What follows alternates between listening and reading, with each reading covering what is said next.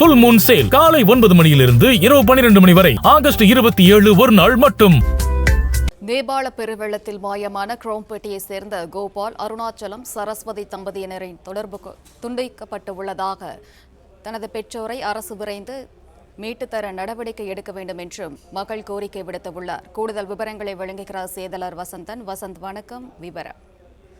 வணக்கம். நேபாளத்தில் ஏற்பட்ட திடீர் காட்டாற்று வெள்ளத்தில் சிக்கி குரோம்பேட்டை சார்ந்த 49 யாத்ரீகர்கள் தொடர்பு கொள்ள முடியாத நிலைக்கு தள்ளப்பட்டுள்ளனர். சென்னை குரோம்பேட்டை அடுத்த ராதாநகர் ரங்கநாதன் தெருவில் செயல்பட்டு வரும் மகாதேவ் கைலாஷ் யாத்ரா என்ற தனியார் ஆன்மீக சுற்றுலா நிறுவனத்தின் மூலமாக தமிழ்நாட்டின் பல்வேறு பகுதிகளைச் சார்ந்த 49 நபர்கள் 14ஆம் தேதி சென்னையிலிருந்து விமானம் வழியாக அந்த கைலாஷ் யாத்திரைக்கு புறப்பட்டு சென்றனர். இந்த 49 நபர்களும் குரோம்பேட்டை, பெரம்பலூர், ஆழ்வார்பேட்டை, எஸ்பி கோவில், காஞ்சிபுரம், திருவண்ணாமலை, மதுரை, விருதுநகர், தேனி, நாமக்கல், ஈரோடு போன்ற பல்வேறு மாவட்டங்களை சார்ந்தவர்கள். இதில் குரோம்பேட்டை பகுதியை சார்ந்தவர்கள் 9 பேர் இருக்கின்றனர்.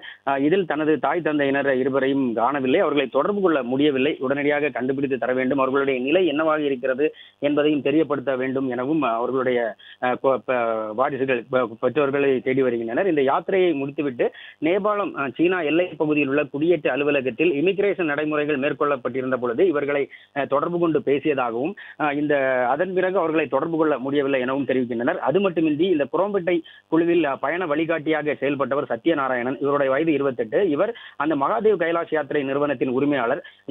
இவர்தான் அந்த 49 பேரையும் அழைத்து சென்றிருந்தார். இவர்கள் தங்க வைக்கப்பட்டுள்ள ஏற்பாடுகள் அனைத்தையும் இவர்தான் பார்த்து வந்தார். இந்த சுமார் 14 நாட்களுக்கு மேலாக இந்த பயணமானது தொடர்ந்து நடைபெற்றது. அவர்களுடைய இந்த சுற்றுலா பயணமானது.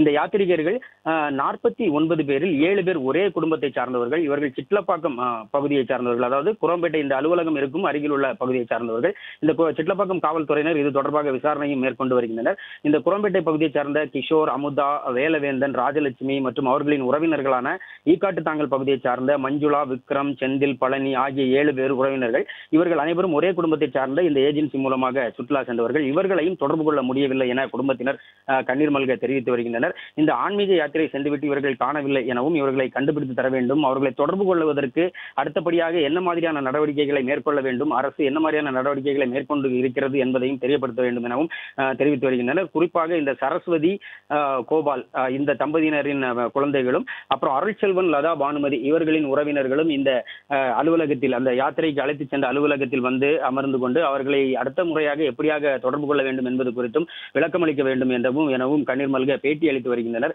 ஆன்மீக சுற்றுலா சென்று ஒரே குடும்பத்தை சேர்ந்த 7 நபர்கள் காணாமல் போனதும் அவர்களை தொடர்பு கொள்ள முடியாத நிலை ஏற்பட்டுள்ளதும் உறவினர்களுடைய சோகத்தை ஏற்படுத்தி வருகிறது. இந்த இவர்களின் உறவினர்களின் வீட்டில் உறவினர்கள் அதிகப்படியான ஒரு தற்சமயம் இந்த சோகத்துடன் சூழ்ந்து வருகின்றனர். அதிகப்படியான உறவினர்கள் வருவதால் அந்த பகுதியில் பதட்டமான சூழ்நிலையும் ஏற்பட்டு வருகிறது. வீட்டில இருந்து அப்பா அம்மா 2 பேர் போயிருக்காங்க. அண்ட் எங்களோட நெய்பர் வந்து லதா, பானுமதி, அருள்செல்வன் அவங்க போயிருக்காங்க. அப்பா பேர் கோபால், சரஸ்வதி. அவங்க வந்து 14th நைட்டு கிளம்பிட்டு டெய்லி நைட்டு எப்போல்லாம் டவர் கிடைக்கிறச்சோ அப்பெல்லாம் பேசியிருக்காங்க. லைக் டியூஸ்டே ஈவினிங் கூட எங்ககிட்ட பேசினாங்க. ஒரு 6:30 போல எங்களோட ரிலேட்டிவ் கிட்ட பேசினாங்க. அண்ட் வந்து ஆக்சுவலி இன்னைக்கு வந்து அவங்க கிளம்பிட்டு காட்மண்டுலேருந்து நாளைக்கு மார்னிங் அவங்க சென்னை ரீச் ஆகணும். பட் வந்து நேற்று மார்னிங்லேருந்து எந்த சிக்னலும் கிடைக்கல. இது வரைக்கும் அவங்களை நாங்கள் ரீச் பண்ண முடியல. நாங்களும் வந்து எங்கள் சைட்லேருந்து சைனா, நேபாள், இந்தியன் எம்பசி எல்லாருக்கும் ரிப்போர்ட் பண்ணி வச்சுருக்கோம். ஸோ இப்போ வரைக்கும் எந்த இன்ஃபர்மேஷனும் கிடைக்கல. எல்லாருமே பார்த்துட்டு சொல்கிறோம் அப்படின்னு தான் சொல்லியிருக்காங்க.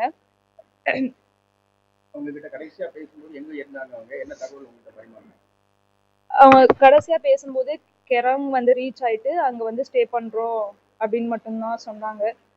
அடுத்த நாள் மார்னிங் நாங்கள் காட்மண்டு கிளம்புறோம் அப்படின்னு சொன்னாங்க. இதுதான் எங்ககிட்ட கடைசியா பேசினது. அதுக்கப்புறமா எந்த இன்ஃபர்மேஷனும் இல்லை.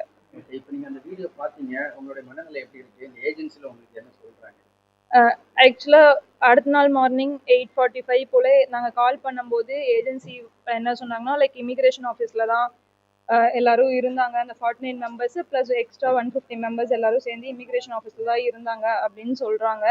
ஆனால் ஆஸ் பர் வீடியோ இமிகிரேஷன் ஆஃபீஸில் தான் ஃப்ளட் ஆயிருக்கு. ஸோ அதை பார்த்ததுலேருந்து நேத்திலேருந்து எல்லாருமே லைக் ஃபுல் ஃபேமிலியும் பயத்தில் தான் இருக்கும், ஒரு நம்பிக்கையோடு இருக்கும் வருவாங்கன்னு சொல்லிட்டு.